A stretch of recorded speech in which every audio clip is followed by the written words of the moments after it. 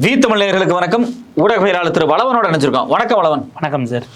ஈடியை உச்சநீதிமன்றம் வச்சு செஞ்சிருக்கு அப்படிங்கிறாங்க. நேற்று உச்சநீதிமன்றத்தில் நடந்தது என்ன? ஏன் அமலாக்கத்துறைக்கு இந்த நிலைமை? ரொம்ப ரொம்ப முக்கியமான ஒரு டெவலப்மெண்ட். அதாவது ஒரு கேஸ் ரெண்டு கேஸ்ன்னு இல்லை, இப்போ டெய்லி போகிற போக்கில் அமலாக்கத்துறையை ரோஸ்ட் பண்ணக்கூடிய இடத்துக்கு உச்சநீதிமன்றமே வந்துருச்சு அப்படின்னு தான் நம்ம கவனிக்க வேண்டியிருக்கு. என்ன காரணம்? இது மாயம் அப்படிங்கிற மாதிரியான விஷயங்கள் இருக்குது. ரொம்ப பிளைனாக தான் 3 நீதிபதிகள் அமர்வுக்கு வழக்கு விசாரணைக்கு வருது. ஆக்சுவலாக அது ஒரு பெயில் கேஸு. இதில் நம்ம என்ன கவனிக்கணும்னா, இதே 3 நீதிபதிகள் தான் அமலாக்கத்துறையினுடைய அதிகாரத்தை உச்சநீதிமன்றம் உறுதி செஞ்சது இல்லையா, அது திரும்ப மறுசீராய்வுக்கு உட்படுத்தணுமான நாளைக்கு அந்த கேஸில் உட்கார போகிறது இதே பெஞ்ச் தான் உட்கார போகுதுங்கிறத நம்ம தனியாக பார்க்கணும். டைரக்டாக ஜட்ஜி கேட்குறாரு. அதில் ஜஸ்டிஸ் சூரியகாந்த், அதே போல் ஜஸ்டிஸ் உஜ்ஜல் பியான், அப்புறம் இன்னொருத்தர் இருந்தார். இதில் பார்த்திங்க அப்படின்னா அவங்க கேட்ட கேள்வி ரொம்ப பிளைனானது. போன 10 வருஷத்தில் அமலாக்கத்துறை, அதாவது மோடி 2014 பொறுப்பேற்றதுலேருந்து இது வரைக்கும் 24 வரைக்கும் 10 வருஷத்தில் 5000 கேஸ் போட்டிருக்கிறீங்க. இந்த 5000 கேஸில் 40 கேஸில் தான் கன்விக்ஷன் வாங்கியிருக்கிறீங்க. நீங்கள் 1% கூட 50 கேஸ் வரணும், அதுக்கும் கீழே இருக்குது. இப்படி உழைக்கிறதுக்கு ஒரு டிபார்ட்மெண்ட்டு, ஒரு ஐஓ, நீங்கள் ஒரு டீமு, நீங்கள் இந்தியாவிலே ப்ரெஸ்டீஜியஸ் ஏஜென்சி அப்படிங்கிற லெவலுக்கு இருக்கணுமான்னு நம்ம கேட்குறோம் இல்லையா? அப்போ நீங்கள் குவாலிட்டேட்டிவாக என்ன ஒர்க் பண்ணுறீங்கிறத வேறு மொழிகளில் நேரடியாக அங்கே ப்ராசிக்யூஷன் தரப்புலேயே ஜட்ஜ் கேட்டிருக்காங்க அப்படிங்கிறத பார்க்குறோம். இதை என்னென்னா, ஒருத்தருக்கு பெயில் கொடுத்துருக்குறாங்க. அந்த பெயிலை எதிர்த்து போன வழக்கில் இது அன்யூஷுவலாக அந்த கமெண்ட் வருது. அந்த வழக்கு சம்மந்தப்பட்டது இல்லைனாலும் கூட அவங்க கேட்கக்கூடிய கேள்வி அப்படிங்கிறது, எந்த லெவலுக்கு நீங்கள் போயிட்டீங்க, அப்போ நீங்கள் உழைக்கிறீங்க, இருக்கீங்க, அதிகாரம் இருக்குன்னா அதிகாரத்தில் சக்ஸஸ் ரேட் என்னங்கிறது தான் ரொம்ப முக்கியம். அப்போ இதெல்லாம் இந்த கேஸ் எல்லாம் தங்குமா, இதில் ஆதாரம் இருக்கா இல்லையா, ஜெயிலுக்குள்ளே வைக்கணுங்கிறதுக்காக நீங்கள் பண்ணுறீங்களா அப்படிங்கிறத நோக்கி தான் அந்த கொஷின்ஸ் அப்படிங்கிறது ரொம்ப ஷார்ப்பாக ரைஸ் பண்ணப்பட்டிருக்கு. அதுக்கு ஒரு நாளைக்கு முன்னாடி செந்தில் பாலாஜி அவர்களுடைய பெயில் வழக்கில் இதே அமலாக்கத்துறை பார்த்து நீதிபதிகள் கேட்டார்கள். அதுவும் 2 நீதிபதிகள் அமர்வது. அவங்க கேட்குறாங்க, இவர் மேலே நீங்கள் ஒரு கேஸ் போட்டிருக்கிறீங்க. அந்த அதாவது அமலாக்கத்துறை எதனால் வருது, அவர் வேலை வாங்கி கொடுப்பதாக பல பேர்கிட்ட சீட்டிங் பண்ணிட்டாரு, பணம் வாங்கிட்டு ஏமாத்திட்டாரு. அந்த வழக்கு காரணம் காட்டி நீங்கள் ப்ரெடிகேட் அஃபென்ஸ்னு எடுக்கிறீங்க. அந்த வழக்கில் 1000 பேர் மேலே குற்றப்பத்திரிகையில் பேர் இருக்குது. 1000 பேரை விசாரித்து அதில் அவர் சம்மந்தப்பட்டாருங்கிற கான்ஸ்பிரசியை ப்ரூவ் பண்ணி அதுக்கப்புறம் அவருக்கு மீது குற்றம் நிரூபிக்கப்பட்டு குற்றம் அவருக்கான தண்டனை வழங்கப்படுற வரைக்கும் அமலாக்கத்துறை நீ என்ன பண்ணுவ, அந்த கேஸ், அதாவது ப்ரெடிகேட் அஃபென்ஸை ப்ராப்பராக ட்ரையல் முடிஞ்சு போகாத வரைக்கும் அமலாக்கத்துறை நீங்கள் இன்னொரு கேஸை போடுறீங்கன்னா இது ஏற்கத்தக்கதா? அதாவது அடிப்படை ஈடியினுடைய அந்த அடிப்படை இதே அவர் கொஸ்டின் பண்ணுறாரு. ஜட்ஜ், அதனுடைய சீனியர் ஜட்ஜாக இருந்தவர் கொஸ்டின் பண்ணுறாரு. இது எந்த லெவலுக்கு கன்வின்சிங்காக இருக்குது? ஏன்னா இப்போ ஒரே வழக்குக்கு நீதிபதி அல்லி அவர்கள்கிட்ட அவங்க காவல் அலோவ் பண்ணுறாங்க, இங்கே விசாரணை நடக்குது, அது ஒரு பக்கம். இன்னொரு பக்கம் நீங்கள் ஈடியும் கூப்பிட்டு போகிறீங்க அப்படின்னா இது அடிப்படையில் ஒரே வழக்குக்கு 2 ஏஜென்சிஸ் விசாரிப்பது என்பது இரட்டை தண்டனை தானே அப்படிங்கிற ஒரு விஷயம் வருது. ஏன்னா ஆல்ரெடி ப்ராசஸே பனிஷ்மெண்ட்டு, நீங்கள் வருஷ கணக்கில் நின்று நீங்கள் நிரூபிக்கிறது போகிறது வர்றது ஒரு பக்கம்னாலும் கூட அதை தாண்டி 2 ஏஜென்சி அந்த டைமில் உள்ளே வர்றதுங்கிறது. அப்போ அமலாக்கத்துறை ஒருவர் குறைந்தபட்சம் குற்றம் நிரூபிக்கப்பட்ட பிறகு அல்லது தண்டிக்கப்பட்ட பிறகு உள்ள ப்ரெடிகேட் அஃபென்ஸ் இருக்குன்னு எடுக்கலாமா அப்படிங்கிற கொஷின்ஸை நாளைக்கு லீகலாக ரைஸ் பண்ண போகிறாங்களாங்கிறத நம்ம கவனிக்கணும். அப்போ ஒரு வழக்கில் குற்றம் சாட்டப்பட்டார் அப்படின்னா, இப்போ உதாரணத்துக்கு நம்முடைய 2 அமைச்சர்களுக்கு எதிரான வழக்கை ரீஓபன் பண்ணிட்டாரு ஜஸ்டிஸ் ஆனந்த் வெங்கடேஷ். இப்போ KKSSR அதே போல் தங்கம் தென்னரசு ஆகிய 2 அமைச்சர்கள்னா இந்த வழக்கு ரீஓபன் ஆனாலே ஆட்டோமேட்டிக்காக இடி உள்ள வரலாம். ஏன்னா இப்போ கேஸஸ் அலைவ், அது க்ளோஸ்டு கேஸ் கிடையாது. இப்போ இந்த வழக்கு இருக்குன்னு அவங்க உள்ளே வந்துட்டாங்கன்னா இது அப்படியே கொலாப்ஸ் ஆகிறதுக்கான வாய்ப்பு இருக்குது. நாளைக்கு அவங்க கைது பண்ணி உள்ளே கொண்டு போகலாங்கிறது, அது ஒரு பொலிட்டிக்கல் வெண்டேட்டாவும் மாற வாய்ப்பு இருக்குது. பொலிட்டிக்கல் வெண்டேட்டாக்காக தான் இவர்கள் ஏவப்படுகிறார்கள் என்பதை நோக்கி தான் இது வருதா அப்படிங்கிறத ஜட்ஜஸும் புரிஞ்சுக்க ஆரம்பிச்சிட்டாங்களோங்கிற ஒரு பாயிண்ட் வருது. ஏன்னா ஒரு 3 நாளைக்கு முன்னாடி ஓப்பன் கோர்ட்டில் ஒரு கமெண்ட் ஜஸ்டிஸ் அபய சோகா அடிக்கிறாரு. என்னென்னா, NDTV பிரணாய் ராய், ராதிகா ராய் அவங்க ஃபவுண்டர்ஸாக இருந்தப்ப அந்த காலகட்டத்தில் மோடி அரசு ஆட்சிக்கு வந்த பிறகு 2016-17 அந்த காலகட்டத்தில் ஃபெர்மாவில் ஒரு கேஸ் போடுறாங்க. வெளிநாட்டிலேருந்து ஃபாரின் எக்ஸ்சேஞ்ச் மேனேஜ்மெண்ட் ஆக்டில் வெளிநாட்டிலேருந்து இவங்களுக்கு வந்த பணம், அந்த இன்வெஸ்ட்மெண்ட்டு, அதில் முறைகேடுகள் இருக்குது, சட்டவிரோதமாக சில வேலைகள் நடந்திருக்குன்னு ஒரு குற்றச்சாட்டில் ஒரு கேஸ் போட்டிருந்தாங்க. அப்போ போட்ட கேஸை ரொம்ப நாள் இழுத்துட்டு இப்போ உச்சநீதிமன்றத்தில் அது ஏதோ இதில் லிஸ்ட் ஆகிடுச்சு. லிஸ்ட் ஆகிட்டு போனால் ஜட்ஜ் சொல்கிறாரு இன்னைக்கு நிறைய காட்சிகள் மாறிடுச்சு. ஏன்னா என்டிடிவி இன்னைக்கு அதானிட்டு இருக்கு. ஸோ அமலாக்கத்துறை உங்களுக்கு உங்கள் ஸ்டாண்டில் கூட ஏதாவது மாற்றம் இருக்கலாம், நீங்கள் என்னென்னு பார்த்துட்டு அஃபிடவிட்டை போடுறதுன்னா போடுங்க அப்படின்னு அபய சோகா அவர்கள் நேரடியாக ஓப்பன் கோர்ட்டில் சொல்கிறாரு. அவர் அதுவும் இல்லாமல் செபியோடைய முன்னாள் டைரக்டர் தான் இப்போ என்டிடிவியோட டைரக்டராக தான் இருக்காரு. இந்த லெவலுக்கான விஷயங்கள் இருக்கு இல்லையா? ஆக மொத்தம் நீங்கள் ஊற்றி முட தான் போகிறீங்க அப்படின்றதை தாண்டி பல காட்சிகள் மாறி இருக்கிறது. அதன் காரணமாக நீங்கள் கூட சாட்சிகளும் மாறலாங்கிற இடத்துக்கு வந்திருப்பீங்க பாருங்க அப்படின்ற ஒரு கமெண்ட் அடிக்கிறார். இது வந்து போற போக்கில் நமக்கு வந்து அது பியாண்ட் ஒரு பாயிண்ட்ல ஜுடிஷியல் ஆக்டிவிசமா அப்படின்லாம் நமக்கு தோணாலும் கூட இன்பிராக்டிக்கல் அடிப்படையில் பிஎம்எல்ஏ என்பது, ஏன்னா இங்கே சவுக் சங்கர் வழக்கில் ஒரு அப்சர்வேஷன் ஒன்று வந்துச்சு. அடிப்படையில் ப்ரிவென்டிவ் டிடென்ஷன் என்பதே கலோனியல் அப்படிங்கிறது தான் அவங்க 2 ஜட்ஜஸுமே சொன்னாங்க. நீங்கள் தடுப்பு காவல் என்பதே அந்த லெவலுக்கு நீங்கள் பார்ப்பீங்க அப்படின்னா பிஎம்எல்ஏருடைய ப்ரொவிஷன்ஸ் என்பது மிக மோசமான காலனித்துவ சட்டங்கள் அடிப்படையில் மனிதர்களுடைய உரிமைகளுக்கு எதிராக எல்லாவற்றையும் முடக்குவதற்கானது. இதே உச்சநீதிமன்றம் திரும்ப திரும்ப பல வழக்குகளில் சைட் பண்ணிட்டாங்க. ஒருவரை ஜாமீனுக்காக வழக்கில் அவர் குற்றமே செய்யலைன்னு கன்வின்ஸ் பண்ணணுங்கிறது வழக்கே முடியறதுக்கான விஷயம் இல்லை. அது நான் தப்பே பண்ணல அவர் கன்வின்ஸ் பண்ணிட்டாருன்னா வழக்கை விட்டே வெளியில் வந்துடுவார். அப்போ ஜாமீனே இல்லாமல் இருப்பது என்பதை நீங்கள் நாரும் ஆக்க முடியாது என்பதைத்தான் உச்சநீதிமன்றம் திரும்ப திரும்ப சொல்லிகிட்டு இருக்கு. அந்த வகையில் நம்ம இதை வந்து ஒரு முக்கியத்துவமான ஒரு விஷயமாக பார்க்கணும். அமலாக்கத்துறைக்கு அடுத்தடுத்து, ஏன்னா இப்போ இந்த ஆட்சி மாற்றம் ஏற்பட்டு நமக்கு என்ன ஒரு 50 நாட்களை கடந்துட்டோம், 60 நாள் ஆக போகுது. அப்படின்னும் போது இந்த ஆட்சி மாற்றம் நம்ம மீன் பண்ணுறது ஒரு என்டிஏ சர்க்காராக மாறி இருக்கு, கோயலிஷன் சர்க்காராக ஆன பிறகு பல வழக்குகளில் எல்லா சுதந்திர அமைப்புகளும் கொஞ்சம் கொஞ்சமாக கொஞ்சம் பிரீத்திங் ஸ்பேஸ் எடுக்க தொடங்கி இருக்கிறார்கள். இனிமேல் அவரவர்களுக்கான வேலைகளை அந்த ஷார்ப்பான கொஷின்ஸை நோக்கி நகர்த்துவாங்க அப்படின்னு நம்ம பார்க்க வேண்டியிருக்கு. இப்போ குறிப்பாக செந்தில் பாலாஜி வழக்கில் இது என்னவாக போகும்? ஏன்னா செந்தில் பாலாஜி பார்த்தீங்கன்னா தொடர்ச்சியாக வந்து அவர் வந்து விடுதலையாக போகிறாரு அப்படிங்கிற ஒரு எண்டு வரைக்கும் வந்துச்சு. அது இன்கேஸ் போன மாதமே வந்து ஒரு விடுதலை ஆயிடுவார் அப்படிங்கிற ஒரு கருத்து முன்வைக்கப்பட்டு திடீர்னு அவர் முன்வைக்க முடியாமல் அவருக்கு பெயில் வந்து கிராண்ட் ஆகலை. இப்போ இடி செந்தில் பாலாஜி இந்த விவகாரம் குறித்து உச்சநீதிமன்றம் என்னவான தீர்ப்புகளை கொடுக்கறதுக்கு வாய்ப்பு இருக்குது? 2 நாள் பேக் டு பேக் ஹியரிங் நடத்தினாங்க. இதில் இவங்க என்ன சார்ஜ் வைக்கிறாங்க, நாங்கள் ஒரு எக்ஸல் ஃபைல் அவரதுலேருந்து எடுத்திருக்கோம், அந்த எக்ஸல் ஃபைலில் பல டேட்டாஸ் எங்களுக்கு கிடச்சிருக்கு, பல கோடி ரூபாய் கைமாறி இருக்குது, யாருக்கிட்ட வந்தது போச்சுங்கிற இதெல்லாம் எங்களால் அந்த ஃபைலை வச்சு சொல்ல முடியும் அப்படிங்கிறாங்க. அந்த பென் ட்ரைவில் நாங்கள் கொடுத்ததை தாண்டி எக்ஸஸான ஃபைலை இவங்க பிளான் பண்ணியிருக்கிறாங்க அப்படிங்கிறது செந்தில் பாலாஜியினுடைய தரப்பாக இருக்கிறது. அவங்க நாங்கள் இன்னொரு ஹார்ட் டிஸ்கை கூட எடுத்துருக்குறோம், அதில் சில விஷயங்களை நாங்கள் கலெக்ட் பண்ணியிருக்கிறோம், எங்களால் கான்ஸ்பிரசியை கிட்டத்தட்ட நிறுவ முடியும் அப்படிங்கிற மாதிரியான விஷயங்கள். இதற்கிடையில் இங்கே குற்றப்பத்திரிகை தாக்கல் செய்கிறதுக்கான வேலைகள் ஒரு பக்கம் பண்ணிட்டாங்க அப்படிங்கிறத பார்க்குறோம். சார்ஜ் ஃப்ரேம் பண்ணுறதுக்கு தான் வர சொல்லி அள்ளியவர்கள் நேரில் வர சொன்னதுங்கிறது நடந்தது. ஆனால் இப்போ இந்த இடத்துல உச்சநீதிமன்றம் பார்க்கக்கூடியது இவ்வளவு ப்ராசஸையும் ஜெயிலுக்குள்ளே வச்சுக்கிட்டு தான் செய்யணுமாங்கிற ஒரு லென்ஸ் அவங்க இப்போ போடுறாங்களோ நம்ம பார்க்க வேண்டியிருக்கு. கெஜ்ரிவாலுக்கான பெயிலை நம்ம அப்படி தான் பார்க்கணும். இப்போ ஒரு நாளைக்கு முன்னாடி டெல்லியில் ஒரு நீதிபதி கேட்குறாரு, என்ன கெஜ்ரிவாலை மறுபடியும் கைது பண்ணலான்னு இருக்கீங்களா? அமலாக்கத்துறையை பார்த்து ஓப்பன் கோர்ட்டில் கேட்குறாரு. இல்லை நீங்கள் இது எதுக்கு டைம் கேட்குறீங்க, அதுவும் ஷார்ட் டைம்னா அவர் ஜெயிலுக்குள்ளே இருக்கும்போதே மறுபடியும் வேறு ஏதாவது இதே கேஸில் போய் அவரை கைது பண்ணிக்கலாம், 3வது கேஸாக கைது பண்ணலான்னு பார்க்குறீங்களான்னு நீங்கள் நேரம் கேட்குறதே எனக்கு விசித்திரமாக இருக்குது. Do you want to arrest அகைன்ங்கிறது தான் ஜட்ஜ் ஓப்பன் கோர்ட்டில் சொல்கிறாரு. இப்போ அந்த இடத்துல நம்ம கவனிக்கணும் என்னென்னா, இதில் உச்சநீதிமன்றம் இப்படி கைதுக்கு பிறகு கைது பண்ணுவதை இதை அலோ பண்ண ஒரு லோயர் ஜுடிஷியல் மேஜிஸ்ட்ரேட் மேலே கண்டெம்ப்டை ரைஸ் பண்ணி அவரை இன்னைக்கு கடுமையாக கண்டிச்சிருக்குங்கிறத கவனிக்கணும். அதாவது எந்த லெவலுக்குன்னா, ஒரு சிஸ்டமிக்காக தானே நீங்கள் வேலை செய்கிறீங்க. இப்போ பெரும்பாலும் பார்த்தீங்க அப்படின்னா பிடிச்சி அங்கே இருக்க மேஜிஸ்ட்ரேட்டுக்கிட்ட முதன்மை அமர்வு நீதிமன்றத்தில் கொண்டு போய் யாராவது ஒருத்தர்கிட்ட வாங்கி ரிமாண்ட் பண்ணுறதுங்கிற ப்ராசஸ் போயிடும். அதனால் எப்பயுமே ஒரு அண்டர்ஸ்டாண்டிங் இருக்கும் லோக்கல் போலீஸ்க்கும் அங்கே இருக்க மேஜிஸ்ட்ரேட்டுக்கும். நான் அண்டர்ஸ்டாண்டிங் மீன் பண்ணுறது ஒரு ரேப்போர்ட்டுங்கிற மாதிரி இருக்கும்னு வச்சுக்கோங்களேன். பெரும்பாலும் அவங்க ரிமாண்ட் பண்ண சொன்னால் பண்ணிடுறதுங்கிற இடத்துக்கு தான் கீழமை நீதிமன்றங்கள் அல்லது விசாரணை நீதிமன்றங்களில் இருக்கக்கூடிய மேஜிஸ்ட்ரேட்ஸ் இருப்பாங்க. இப்போ என்னென்னா குஜராத்தில் ஒரு வழக்கு நடந்திருக்கு. ஒருத்தர் வந்து பார்த்திங்கன்னா அவரை ஏற்கனவே அமலாக்கத்துறை கைது பண்ணி சிறையில் வச்சுருக்காங்க. ரொம்ப நாளாக அவர் சிறையில் இருந்துட்டாருன்னுட்டு அவர் என்ன பண்ணுறாங்க, பெயில் கொடுத்து வெளியில் அனுப்புகிறாங்க. பெயில் கொடுத்து வெளியில் போனவரை நாங்கள் விசாரிக்கணும்னு போனோம், விசாரணைக்கு ஒத்துழைக்கலன்னு மறுபடியும் கைது பண்ணி உச்சநீதிமன்றம் வரைக்கும் வந்து பெயில் வாங்கிட்டு போன ஆளை கொண்டு கொண்டு போய் விசாரிக்க கூப்பிட்டோம், அவர் ஒத்துழைக்கலை அப்படின்னு அவரை மறுபடியும் கைது பண்ணி கொண்டு போய் லாயர் கோர்ட்டில் விட்டு அங்கே அடிஷனல் சீஃப் ஜுடிஷியல் மேஜிஸ்ட்ரேட் கிட்ட ரிமாண்ட் பண்ணி வாங்கிட்டு போயிட்டாங்க. இப்போ அது கேஸ் ரிமைண்ட் ஆகி மேலே வந்து சுப்ரீம் கோர்ட் இன்னைக்கு சொல்லியிருக்கிறது, உங்கள் 2 பேர் மேலேயும் ஏற்கனவே கண்டெம்ட் ரைஸ் பண்ணிட்டாங்க. அதை சேலஞ்ச் பண்ணும்போது அது சரி அப்படிங்கிற இடத்துக்கு வந்திருக்கிறாங்க. ஏன்னா நீங்கள் அதாவது விசாரணைக்கு ஒத்துழைக்க மறுப்பது என்பது நான் தான் தப்பு பண்ணேன்னு உங்ககிட்ட சொல்லலைன்னா அது விசாரணைக்கு ஒத்துழைக்க மறுத்தது கிடையாது. கடைசி வரைக்கும் ஒருவருக்கு அதை மறுப்பதற்கு வாய்ப்பு இருக்கிறது, சட்ட உரிமை இருக்கிறது.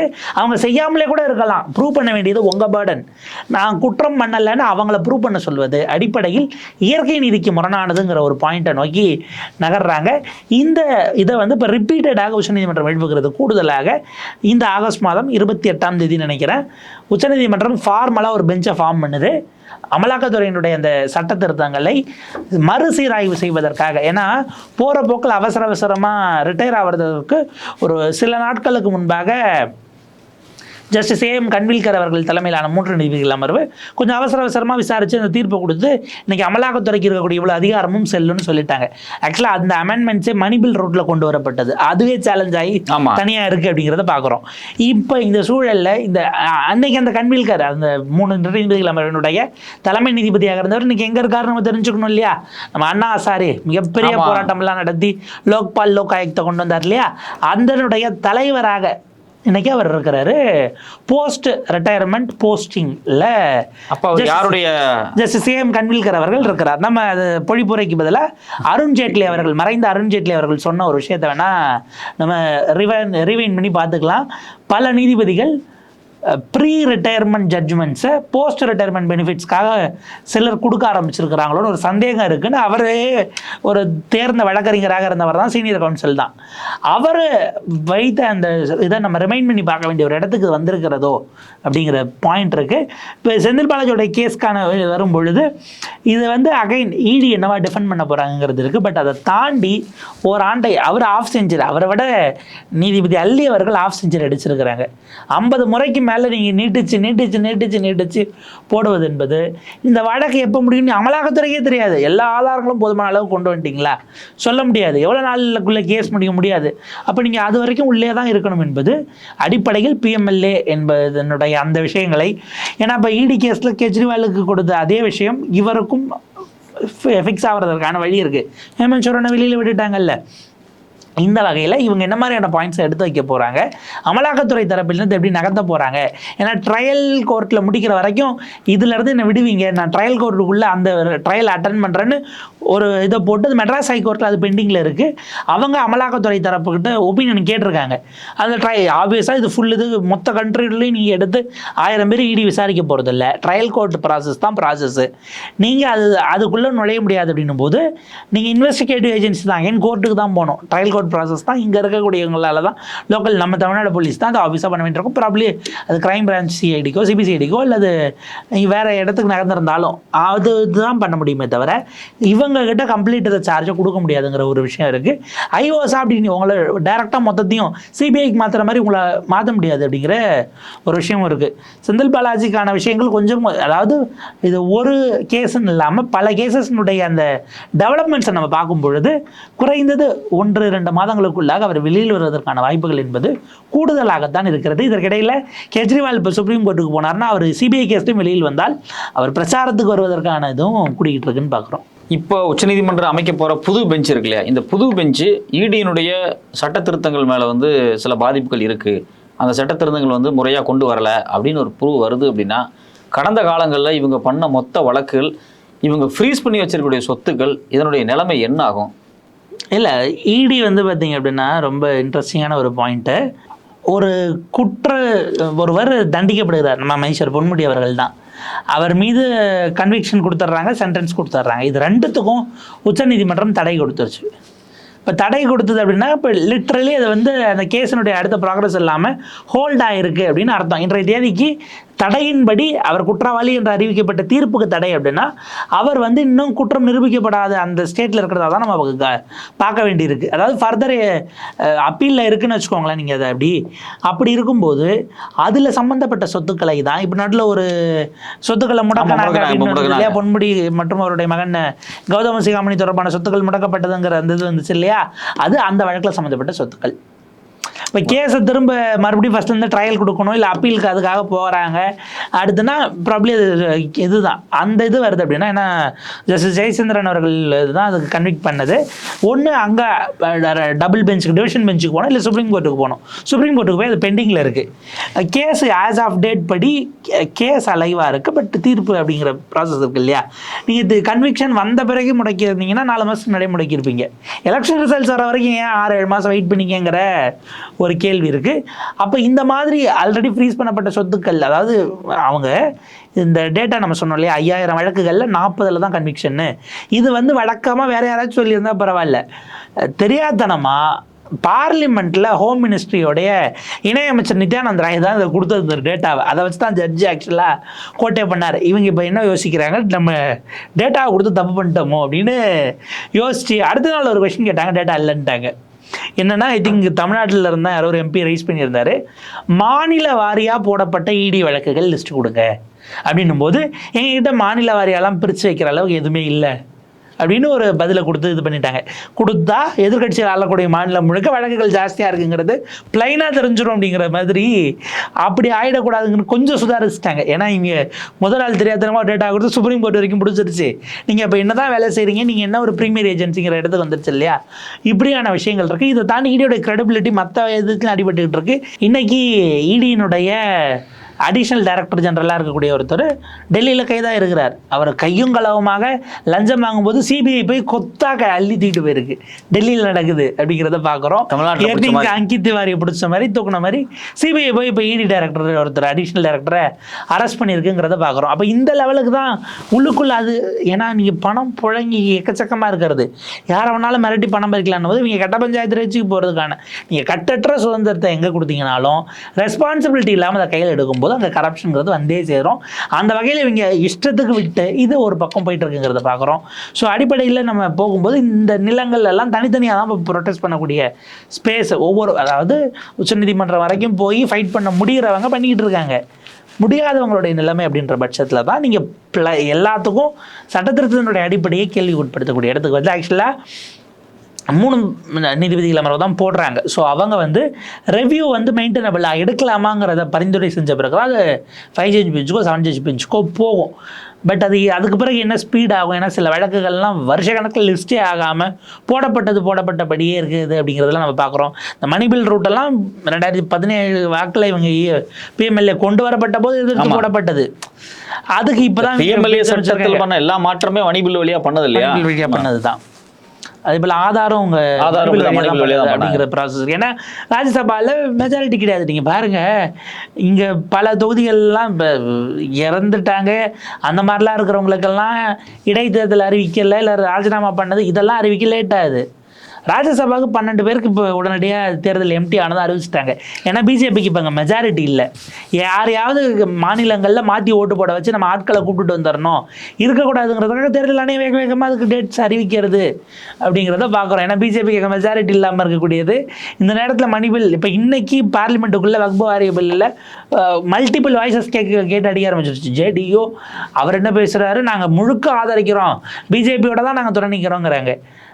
நிதிஷ்குமார் இப்படி சொல்கிறாருன்னா, சந்திரபாபு நாயுடுனுடைய டிடிபி இதை பார்லிமெண்ட்ரி கமிட்டிக்கு அனுப்பி ப்ராடாக டிஸ்கஸ் பண்ணணும்னா டிடிபி பேசுது. ஜெகன்மோகன் நாங்கள் இந்த பில்லையே எதிர்க்கிறோம் அப்படின்னு இப்போ மல்டிபிள் வாய்ஸஸ் தான் கடந்த காலத்தில் இருந்து கூட இருந்து துணைக்கு நின்று போனவங்க வந்தவங்க எல்லாம் வெவ்வேறு குரல் கேட்க ஆரம்பித்திருக்கிறது. சந்திரபாபு நாயுடு இதை பார்லிமெண்ட்ரி கமிட்டிக்கு வச்சு விவாதிக்கணும் என்பது அடிப்படையில் அவர் ஹிந்துத்துவா பாலிடிக்ஸ் செய்கிறவர் கிடையாது. இன்னும் சொல்ல போனால் அவருடைய மகன் நாரா லோகேஷ் எலெக்ஷனுக்கு முன்னாடி கொடுத்த வாக்குறுதிங்கிறது இஸ்லாமியர்களுக்கான 4% உள்ஒதுக்கீட்டை எப்பாடுபட்டாவது நாங்கள் பாதுகாப்போம், உறுதி செய்வோம், அதுக்கு எல்லா ப்ரொடெக்ஷனையும் கொடுப்போம்னு பேசினதை அந்த நிலைமையில் இருக்கும்போது அவங்க ஆப்வியஸாக நேரடியாக ஆதரிக்க முடியாதுங்கிறதால நகர்த்தி பார்லிமெண்ட்ரி கமிட்டிக்கு இன்றைக்கி கொண்டு போயிட்டாங்க. மோடி கடந்த அவருடைய இந்த வரலாற்றில் ஒரு பில்லை கொண்டு வந்து எதிர்ப்பு வந்த பிறகு அவங்க பார்லிமெண்ட்ரி கமிட்டிக்கு அனுப்புனதுங்கிறதே எதை நமக்கு யோசிச்சோன்னா அப்படி ஏதாவது போயிருக்காங்கிற இடத்துக்கு தான் 10 ஆண்டு கால வரலாறு. இவர் குறிப்பாக வந்து ஓம் பிர்லா வந்ததுக்கு பிறகு பார்லிமெண்ட்ரி கமிட்டிக்கு போகிறது ரொம்ப ரொம்ப ரொம்ப ரொம்ப குறைஞ்சிருச்சு. இட்ஸ் பிலோ 20% தான். ஒரு காலத்தில் பார்த்தீங்கன்னா 70% மேலே எல்லா பில்லுமே பார்லிமெண்ட்ரி கமிட்டிக்கு போய் டிஸ்கஷனில் இருக்கு. பிரீஃப் டிஸ்கஷன் நடக்கும். நமக்கு 1.5 நிமிஷம் 2 நிமிஷத்துலாம் பில்லை பாஸ் பண்ணதெல்லாம் இவருடைய இதில் ஆளே இல்லாமல் வெளியே துரத்திட்டு பண்ண வேலையும் ஒரு அடாவடி தனத்தை பண்ணிருக்கு. பூரா பேரும் கதவை சாத்தி விட்டு இது பண்ணி குண்டு கட்டா போகிற வரையும் காலர் வச்சு வெளியே கொண்டு போங்கட்டு இவங்கள கதவை சாத்திட்டு பில்லை பூரா பாஸ் பண்ணுறது அப்படிங்கிற சிஆர்பிசிவே அப்படி தானே பண்ணாங்க. எனக்கு அது இன்னைக்கு வரைக்கும் அதை ஏன் ஹோம் மினிஸ்டர் அதை டேபிள் பண்ணாருன்னு தெரியல. சட்ட அமைச்சரில் பண்ணியிருக்கணுங்கிற ஒரு விஷயம் உள்ளுக்குள்ள ஓடிக்கிட்டே இருக்குன்னு வச்சுக்கோங்களேன். ஹோம் மினிஸ்டருக்கு அதுக்கு என்ன சம்பந்தம்? எவிடன்ஸ் ஆக்டுக்கும் கிரிமினல் சட்டத்துக்கு அது என்ன கிரெடிட்டில் கொண்டு வந்தாங்கிறது புரியல. அது ஒரு லாஜிக் இல்லாமல் இருக்குன்னு வச்சுக்கோங்களேன். பல லாஜிக் இல்லாமல் தான் இருக்குது. அப்போ சந்திரபாபு நாயுடு பார்லிமெண்ட்ரி கமிட்டிக்கு போகணும்னு டிடிபி பேசின பிறகு பார்லிமெண்ட்ரி கமிட்டிக்கு போயிருக்கு. அப்போ யாருடைய முடிவு அங்கே எதிர்படுது அப்படிங்கிற கேள்வி வருது இல்லைங்களா? மோடி தன்னுடைய நாற்காலியில் இரவல் வாங்கி தான் உட்கார்ந்துருக்கிறாருங்கிறத மீண்டும் ஒரு முறை இவ்வளோ விஷயங்களும் நிரூபிச்சிருக்கு. ஸோ இந்த மணி பில் அது சார்ந்த விஷயங்கள் மற்ற விஷயங்கள் எல்லாம் வரும் பொழுது இப்போ இந்த பிஎம்எல்ஏ இது போன்ற விஷயங்களை அடுத்து இவங்க கிளப்புறாங்க, உள்ளே கொண்டு போகிறாங்க அப்படின்னா அது அடுத்த கட்டத்துக்கு இன்ட்ரெஸ்டிங்காக போகிறதுக்கான வாய்ப்புகளும் இருக்கிறது. ஸோ அதை நம்ம கொஞ்சம் பொறுத்திருந்து தான் பார்க்கணும். அது அடுத்தடுத்த கட்டங்களுக்கு கான்ஸ்டிடியூன்ட் பெஞ்சஸில் போகும்போது சில விஷயங்களை நீங்கள் டிக்ளேர் பண்ணிட்டாலும் ரிவர்ஸ் பண்ண முடியாது. அது சட்டவிரோதம்னு உங்களால் அறிவிக்க முடிஞ்சாலும் கூட ரிவர்ஸ் பண்ண முடியாத வாய்ப்புகள் இருக்குது. குறிப்பாக இப்போ எலக்டோரல் பாண்டில் அவ்வளோ கொடுத்துட்டு 7 வருஷமாக வாங்கின காசெல்லாம் திரும்ப கொடுன்னு சொல்ல முடியாது. ஏன்னா பல லட்சம் கோடி செலவு பண்ணிட்டாங்கிறது. சில இதெல்லாம் ப்ராக்டிக்கலாக முடியாது அப்படிங்கிற இடம் இருக்குது. நம்ம ரிவர்ஸில் யோசிச்சோன்னா 140 கோடி பேர் இருக்கும். அதில் குறிப்பிட்ட ப்ரப்போர்ஷன் இருக்கிறதுல சிங்கிள் லார்ஜஸ்ட்ங்கிற லெவலுக்கு வாக்கு செலுத்தி ஆட்சியில் அவங்கள உட்கார வச்சுட்டு யாரோ 3 ஜட்ஜு 5 ஜட்ஜு உட்காந்து இவங்க பண்ணுற அத்தனை அட்டூழியத்தையும் திருத்தி எழுதிடுவாங்களா அப்படிங்கிற இதை நம்ம நம்பிக்கை வைக்கிறது ஒரு எல்லை வரைக்கும் தான். அதாவது அவங்களுக்கு அந்த ரெஸ்ட்ரிக்ஷன்ஸ் இருக்குது. அரசியல்வாதிகளை போல் அவங்க பேச முடியாதுங்கிற ரெஸ்ட்ரிக்ஷன்ஸ் இருக்குது. இதை கூடுதலாக லீகல் ஃபைட்டை தாண்டி பொலிட்டிக்கலாக மக்கள் மன்றத்தில் பொதுத்தளத்தில் வைத்து அதை ப்ராப்பராக கொண்டு போக வேண்டியது எதிர்கட்சிகளுக்கான கூடுதல் பொறுப்பு அப்படின்னு நம்ம பார்க்கலாம்.